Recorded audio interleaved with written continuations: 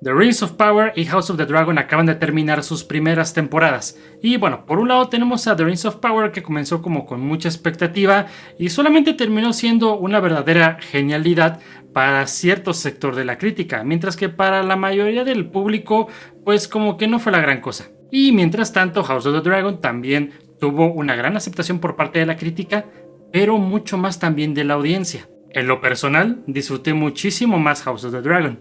Pero ¿cómo llegamos a este punto? Pues aquí te doy mis 3 razones por las que yo creo que House of the Dragon es una mucho mejor serie que The Rings of Power. Antes de empezar puede que me digas: oye Brian, pero no puedes comparar las dos series, no tienen nada que ver. Bueno, pues déjame explicarte por qué yo creo que sí. Número 1, ambas series son de fantasía. Número 2, ambas series se estrenaron casi al mismo tiempo. Y número 3, pues es mi video y quiero hacerlo. Primero quiero comenzar diciendo que aunque este video está centrado en cómo House of the Dragon es una serie superior, no quiere decir que The Rings of Power sea una total porquería. Claro que tiene sus puntos fuertes, por ejemplo sus efectos visuales, que son totalmente impresionantes y que por cierto lucen muy bien ese presupuesto de ser la serie más cara de la historia. La música es épica y la escala es mucho mayor, pero veamos ahora cómo esta serie, que al parecer tenía todo para ganar, fracasó. Número 1, el núcleo de la historia. Al hablar del núcleo me refiero al porqué de la historia, las razones y lo que está en juego, y normalmente una buena serie establece eso desde el capítulo piloto. En el caso de House of the Dragon, su enfoque está en contar una historia humana en medio de un ambiente de fantasía, y logra engancharte aun si no eres muy fan de la fantasía. Sí, claro, tiene dragones y escenas de acción geniales, pero en su centro es un drama familiar y la historia del ascenso de la princesa Rhaenyra Targaryen como heredera al trono de hierro, en un mundo donde ella casi no es tomada en cuenta, ya sea por su edad o por ser mujer. Ese es el aspecto humano y lo que nos hace conectar con los personajes y sus destinos. Y todas las subtramas y eventos que se desarrollan a lo largo de la serie funcionan a favor de la trama central.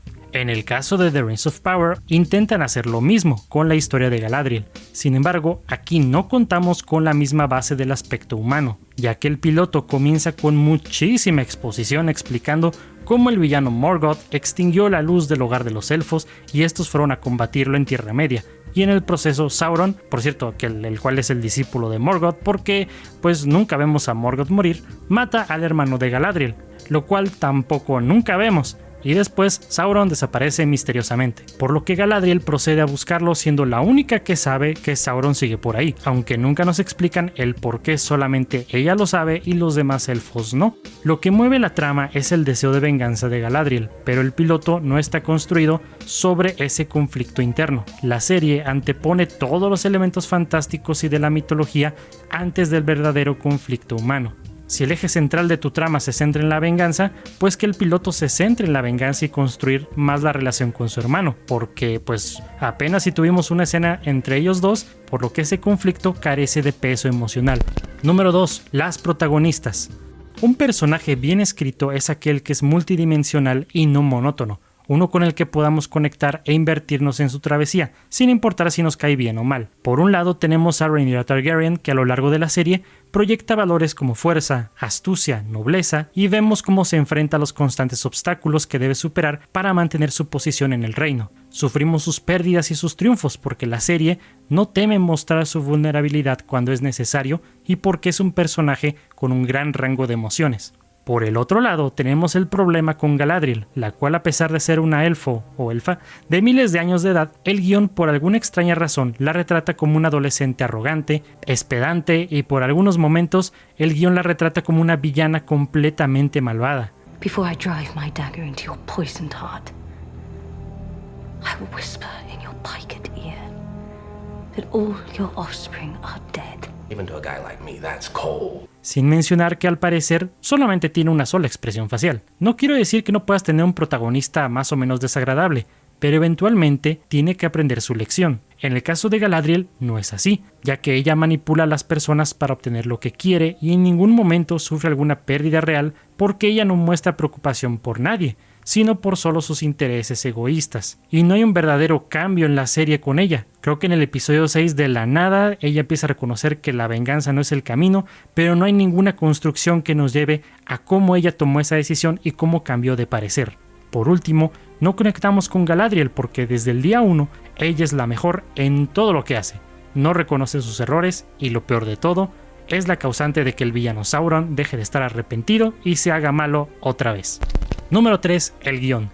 Para que una historia sea efectiva, además de contar con grandes personajes, el guión se debe desarrollar de tal manera donde nosotros como audiencia sepamos siempre qué es lo que está en juego para los personajes. Esto para que estemos invertidos en su destino y veamos cómo afecta al mundo que los rodea.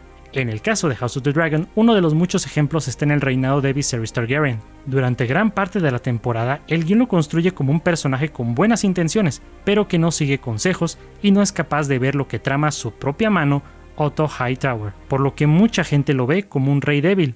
Pero cuando vemos esta escena épica donde decide caminar hacia el trono una última vez a pesar de que está claramente moribundo, vemos su crecimiento como personaje, al romper la influencia de los Hightower y escuchar a su hija Rhaenyra. Y cuando eventualmente muere, vemos cómo sus acciones desencadenan una guerra civil que termina siendo el cliffhanger del final de temporada. Sabemos lo que está en juego y lo que implica para todos.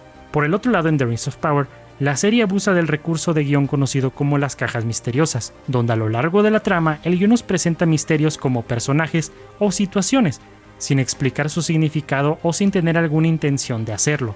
Solo sirven para generar curiosidad, pero al no saber de qué van, no estamos invertidos en lo que pase. Hay dos ejemplos muy claros. Primero, el misterio de saber quién es Sauron, el cual es uno muy débil para enganchar a la audiencia, porque la mayoría supo adivinar quién era Sauron para el cuarto episodio, y la revelación final perdió todo impacto. Y el otro caso fue el tema con el extraño, o el indigente, que resulta ser Gandalf, aunque técnicamente no está confirmado. Puedo decirte confiadamente que toda la subtrama que conecta al extraño con los Harfoots fue inútil. No tuvo ningún peso para la trama principal y solo sirvió para ver cómo esta subraza de hobbits son unos despiadados en su forma de vivir, abandonando a aquellos que no les sigan el paso. Además de que la fórmula de su historia se repite una y otra vez. Nori pide ayuda al extraño, el extraño usa mal su poder y los Harfoots se asustan. Esto pasa una y otra vez. Y al final, la serie nos da la despedida más larga de la historia con Nori, pero casi no sientes nada porque no convivimos con estos personajes lo suficiente y no nos importa lo que les pase.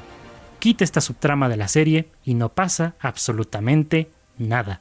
Pero yo creo que el factor más determinante de todo este asunto es de que los creadores de House of the Dragon sí respetaron el material original y no lo llenaron de alegorías sociales modernas innecesarias, o que terminó siendo un producto tan desconectado de la obra original que de la obra original solo comparten el nombre.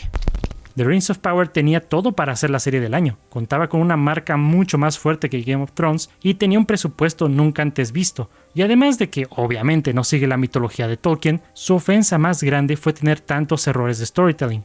Y no quiero terminar este video sin mencionar una de las escenas más atroces que he visto que ni un estudiante de cine haría.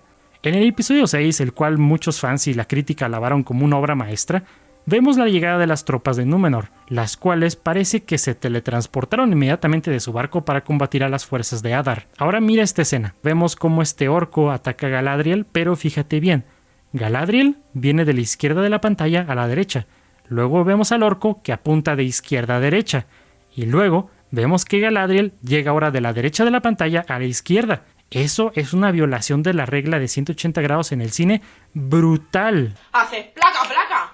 Y cambias el gato a hostia, tío, eso no se puede hacer, la peña se pierde. Podría seguir hablándote sobre los errores que he notado en The Rings of Power, pero no quiero que se sienta demasiado como nada más que le estoy tirando tierra a esta serie, cuando realmente, aunque sí esperaba yo con lo que estaban diciendo que no iba a ser la cosa mejor adaptada del trabajo de Tolkien, pues al menos yo esperaba que pudiera ser una buena serie pues de fantasía genérica, pero ni eso llegó a ser.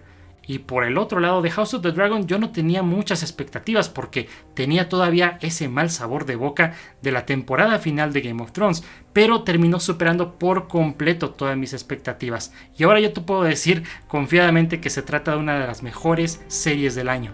Eso sí, cualquiera es libre de disfrutar estas series, te puede encantar una o la otra, pero cuando las comparas no se puede negar que al menos una de ellas supera a la otra en todos los sentidos. Eso es todo. Ahí nos vemos.